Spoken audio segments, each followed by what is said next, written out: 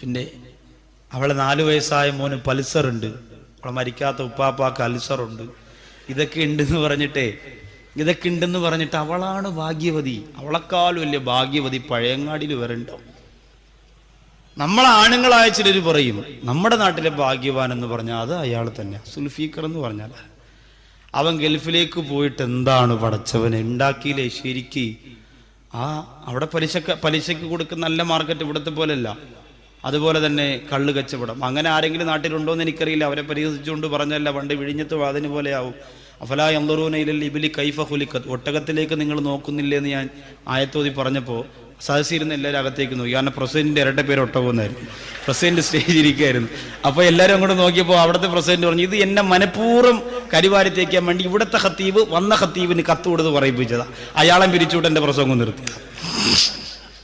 ഇവിടെയുള്ള ഒരു പാവപ്പെട്ട ആളെ ജോലിയും പോയി. അപ്പോൾ അതുകൊണ്ട് ഞാൻ അങ്ങനെ അർത്ഥം വെച്ച് പറഞ്ഞതല്ല.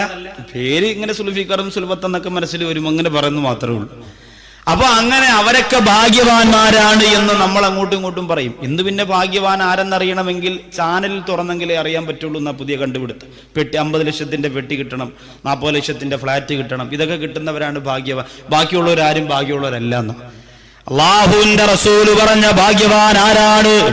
പഴയങ്ങാടിയില് സ്വർണത്തിന്റെ ശരീരം നിറച്ച് ചലിക്കുന്ന സ്വർണ്ണക്കട പോലെ നടക്കുന്ന പെങ്ങളെ, സ്വർണത്തിന് എത്രയും വിലയുണ്ടായിരുന്നിട്ടും നിന്റെ പ്രിയപ്പെട്ടവൻ നിനക്ക് വിവാഹത്തിന്റെ വാർഷികത്തിന് സ്വർണം കൊണ്ട് തരുന്നില്ലേ?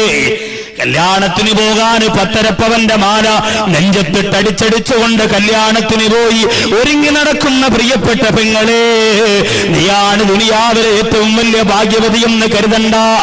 എന്റെ പഴയങ്ങാടിയിലെ പ്രിയപ്പെട്ട ഉപ്പമാരെ, ചെറുപ്പക്കാരാ, ധാരാളം കാശുണ്ടാക്കിയിട്ട് അഭിമാനത്തോടെ നെഞ്ചു വിരിച്ച് ജീവിക്കുന്നവരാണ് പഴയങ്ങാടിയിലെ ഏറ്റവും വലിയ ഭാഗ്യവാനെന്ന് പറയണ്ട. അല്ലാഹുവിന്റെ റസൂൽ പറഞ്ഞ ഏറ്റവും വലിയ ഭാഗ്യവാൻ ആരെന്നറിയോ? ഈ ലോകത്തിനൊന്ന് വിട പറയുമ്പോ അവന്റെ ബന്ധുക്കളും അവന്റെ കുടുംബക്കാരും വട്ടം കൂടി നിൽക്കുമ്പോ, അവനെങ്ങനെ വെട്ടിൽ കിടക്കുമ്പോ മരണവേദന അവന്റെ ഞരമ്പിലൂടെ സക്കറാത്തിന്റെ നൊമ്പരം അവനെ പിടിച്ചെടുക്കുമ്പോ, അസ്റായിൽ അലൈഹിസ്സലാത്തു വസ്സലാം വന്ന് റൂഹ് വിരിച്ചുകൊണ്ടിരിക്കുമ്പോ, അത് റോട്ടിലാണോ വീട്ടിലാണോ ഹോസ്പിറ്റലിലാണോ എവിടെയാണെങ്കിലും ആ റൂഹ് അവന്റെ ശരീരത്തിൽ നിന്ന് പിരിഞ്ഞുകൊണ്ടിരിക്കുമ്പോ, അവന്റെ നാവ് കൊണ്ട് ദുനിയാവിൽ അവൻ എന്തെല്ലാം സംസാരിച്ചിട്ടുണ്ട്, നുണ പറഞ്ഞിട്ടുണ്ട്, ഈബത്ത് പറഞ്ഞിട്ടുണ്ട്, വസാദ് പറഞ്ഞിട്ടുണ്ട്, കല്യാണം മുടക്കിയിട്ടുണ്ട്, മരണ വീട്ടിൽ പോലും അടിയുണ്ടാക്കിയിട്ടുണ്ട്, എത്ര പേരുടെ പച്ചമാംസം തിന്നിട്ടുണ്ട്. നാട്ടിൽ കഴിയുന്ന ഭാര്യയെ കുറിച്ച് വിദേശ രാജ്യത്തുള്ള ഭർത്താവിനോട് അവൾക്ക് ആണുങ്ങളുടെ കൂടെ കറക്കമാണെന്ന് മൊബൈലിലൂടെ മെസ്സേജ് അയച്ചു കൊടുത്തിട്ടുണ്ട്, വിളിച്ചു പറഞ്ഞിട്ടുണ്ട്. അങ്ങനെ എന്തെല്ലാം വൃത്തികേടുകൾക്ക് സാക്ഷിയായ നിന്റെ നാവ്, ആ നാവ് കൊണ്ട് അസ്റായിൽ വന്ന് റൂഹ് പിടിക്കുമ്പോ ലാ ഇലാഹ ഇല്ലല്ലാഹ് എന്ന് തെറ്റോടാതെ വ്യക്തമായി പറഞ്ഞുച്ചരിച്ചിട്ട് അവസാന വാക്ക് ലാ ഇലാഹ ഇല്ലല്ലാഹ് മരിക്കാ നിനക്ക് കഴിഞ്ഞാൽ അവരാണ് ലോകത്തെ ഏറ്റവും വലിയ ഭാഗ്യവാന്മാര്. അങ്ങനെ ഭാഗ്യം കിട്ടണമെങ്കിൽ ചമഞ്ഞു നടന്നതുകൊണ്ട് മാത്രമായില്ല. അള്ളാഹുവിന്റെ ദീനിന് വേണ്ടി വലിയ പ്രവർത്തകനാണ് ഞാനെന്ന് പറഞ്ഞ് നെഞ്ചു വിരിച്ച് പഴയങ്ങാടിയിലൂടെ നടന്നതുകൊണ്ടായില്ല. അങ്ങനെ നടന്ന പലർക്കും അതിന് ഭാഗ്യം കിട്ടിയിട്ടില്ല. അതുകൊണ്ട് കണ്ണീരോടുകൂടി ദുആരുന്നു, എപ്പോഴും ദുആ ചെയ്തു, അല്ലാഹുമ്മ അമിത്നി മുസ്ലിമാ, അല്ലാഹുവേ മുസ്ലിമായിട്ട് ഞങ്ങളെ മരിപ്പിക്കണേ തമ്പുരാനെ. UP മുഹമ്മദ് മുസ്ലിയാർ എന്നറിയപ്പെടുന്ന മാത്തൂർ ഉസ്താദിനെ നിങ്ങൾക്കറിയുമല്ലോ. എത്രയോ സ്ഥലങ്ങളിൽ ആ ബഹുമാനപ്പെട്ടവര് ദുആ ചെയ്യുന്നതിന് മുമ്പ് ഞാൻ പ്രസംഗിച്ചിട്ടുണ്ട്. ആ മഹാനുഭാവൻ എവിടെ ദുആക്ക് പോയാലും സ്റ്റേജിലിരിക്കുന്ന ഉസ്താദുമാരോട്, മുസാഫത്ത് ചെയ്യുന്നവരോട് പറയുന്ന ഒരൊറ്റ വസിയത്ത് എന്തെന്നറിയോ? ഈമാൻ കിട്ടി മരിക്കാൻ വേണ്ടി നിങ്ങൾ ദുആ ചെയ്യണമെന്ന ആർക്കും ഉറപ്പ് കൊടുത്തിട്ടില്ലാത്ത കാര്യമാണത്. എത്രയോ നല്ല നല്ല മരണങ്ങൾ നിങ്ങൾ കാണുന്നുണ്ടല്ലോ.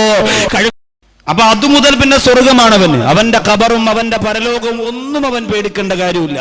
അതിനെന്താണ് ചെയ്യുക? അമ്പറത്ത് പോകുമ്പോ ഇത്രയും വലിയ ലാ ഇലാഹ ഇല്ലല്ലാഹ് ഫ്ലെക്സ് ബോർഡ് അടിച്ച് വാങ്ങിച്ചുകൊണ്ട് വന്ന് വീടിന്റെ ഹാളിൽ കൊണ്ടുവന്ന് ഒട്ടിച്ചു വെച്ചു എന്നാണ് ഒരു ഉമ്മാമ പറഞ്ഞത്.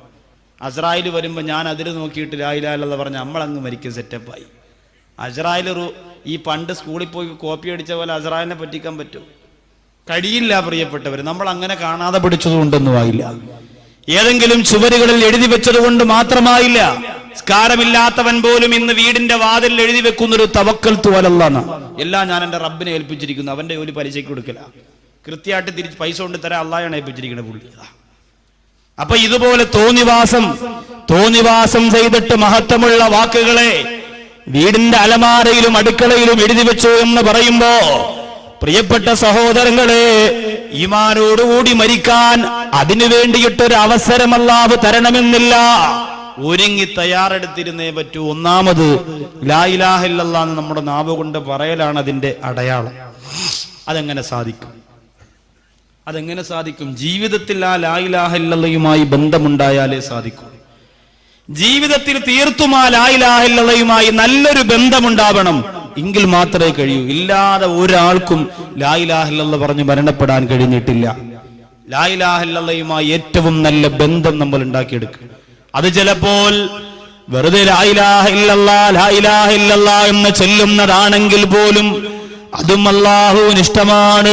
അഫ്ളലു മാ ഖുൽതു വന്നബിയ്യൂന മിൻ ഖബ്ലി ഖൗല ലാ ഇലാഹ ഇല്ലല്ലാഹ്. ഞാനും മുമ്പ് വന്നുപോയിട്ടുള്ള എല്ലാ പ്രവാചകന്മാരും പറഞ്ഞ ചൊല്ലിയ വാക്കുകളിൽ വെച്ച് ഏറ്റവും ശ്രേഷ്ഠമായ വാക്ക് ലാ ഇലാഹ ഇല്ലല്ലാഹ് എന്ന വാക്കാണ് എന്ന് അല്ലാഹുവിന്റെ ഹബീബ് നബി മുഹമ്മദ് മുസ്തഫ സല്ലല്ലാഹു അലൈഹി വസല്ലമ തങ്ങൾ പറയുമ്പോ, ലാ ഇലാഹ ഇല്ലല്ലാഹ് എന്ന വാക്ക് അല്ലാഹുവിന്റെ ഹബീബ് പറയുന്നു, ലോകത്ത് വന്നവരിൽ ഏറ്റവും അധികം ചൊല്ലിയ, ഞാനും മുമ്പ് വന്നു പോയിട്ടുള്ള സർവ്വ പ്രവാചകന്മാരും ചൊല്ലിയ ഏറ്റവും ശ്രേഷ്ഠമായ വാക്ക് ലാ ഇലാഹ ഇല്ലല്ലാഹ് ആണെങ്കിൽ, എന്റെ പഴയങ്ങാടിയിലെ പ്രിയപ്പെട്ട മുസ്ലിങ്ങളെ, ആ വാക്ക് നാം മറക്കാൻ പാടില്ല. പണ്ട് ചൊല്ലുമായിരുന്നു നമ്മുടെ വീടുകളിൽ. ഒരു കുഞ്ഞു നമ്മുടെ വീടിന്റെ അകത്ത് കിടന്നുറങ്ങണമെങ്കിൽ സന്ധ്യ നേരമാകുമ്പോൾ നമ്മുടെ വീടിന്റെ അകത്ത് നിസ്കാരപ്പായിൽ കേൾക്കുന്ന ആ ലാ ഇലാഹ ഇല്ലല്ലാഹ്, നമ്മുടെ വീട്ടിന്റെ അകത്തൊരു പ്രിയപ്പെട്ട കുഞ്ഞ് പൊട്ടിക്കരഞ്ഞ തൊട്ടിൽ കിടക്കുമ്പോ നമ്മുടെ പ്രിയപ്പെട്ട ഭാര്യമാരല്ലെങ്കിൽ നമ്മുടെ ഉമ്മമാര് ആ തൊട്ടിൽ ഇങ്ങനെ പിടിച്ചുകൊണ്ട് പറഞ്ഞിരുന്നത് ലാ ഇലാഹ ഇല്ലല്ലാഹു ലാ ഇലാഹ ഇല്ലല്ലാഹ് ലാ ഇലാഹ ഇല്ലല്ലാഹു മുഹമ്മദുർ റസൂലുള്ളാഹ്. എത്ര മനോഹരമായിരുന്നു അത് കേൾക്കാൻ. ഇന്ന് നമ്മുടെ മക്കളെ അങ്ങനെ താരാട്ടുപാടി ഉറക്കുന്ന ഉമ്മമാരുണ്ടോ? ഇന്ന് നമ്മുടെ മക്കളെ കയ്യിൽ വെച്ചിട്ട് കുപ്പിപ്പാലെടുത്ത് വായിലേക്ക് വെച്ചു കൊടുത്തിട്ട് കുങ്കുമപ്പൂവിന്റെ ക്ലൈമാക്സ് കാണാ കണ്ണീരോടെ കാത്തിരിക്കുന്ന പെങ്ങന്മാരായി നമ്മുടെ സഹോദരിമാര് മാറുമ്പോ, നിന്റെ തൊട്ടിൽ കിടക്കുന്ന കുഞ്ഞിന് പാട്ടുപാടി ഉറക്കിയിരുന്ന ഉമ്മമാരുണ്ടായിരുന്നു. എത്ര രസമായിരുന്നു അത് കേൾക്കാൻ. വീരനാമലിയാരുടെ വീരകഥകൾ കേൾക്കണം, വീരനാ നീ വളരണം, ജീവിത പൊന്നാരമേ ലാ ഇലാഹ ഇല്ലല്ലാഹു ലാ ഇലാഹ ഇല്ലല്ലാഹ്. ഇന്ന് നമ്മുടെ മക്കൾക്ക് അത് പാടിക്കൊടുക്കാൻ ആളുണ്ടോ?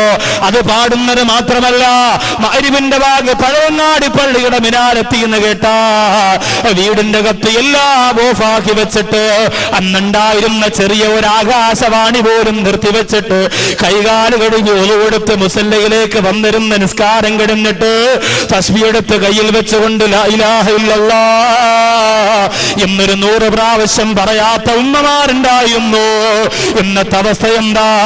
യാ അയ്യുഹല്ലദീന ആമനു ദിക്റുല്ലാഹ് ദിക്റൻ കസീറാ വസബ്ബിഹൂഹു ബുക്റതൻ വഅസീലാ. അല്ലാഹു പടച്ച തമ്പുരാന്റെ ഖുർആൻ പറയുകയാ, വസബ്ബിഹൂഹു ബുക്റതൻ വഅസീല. പ്രഭാതത്തിലും പ്രദോഷത്തിലും നിങ്ങൾ ധാരാളമായി അല്ലാഹുവിന് തസ്ബീഹ് ചൊല്ലുക. അല്ലാഹു നിശ്ചയിച്ചു തരികയാണ് 2 സമയം, പ്രഭാതവും പ്രദോഷവും 2 സമയം നമുക്ക് വേണ്ടി നിശ്ചയിച്ചു തരികയാണ്.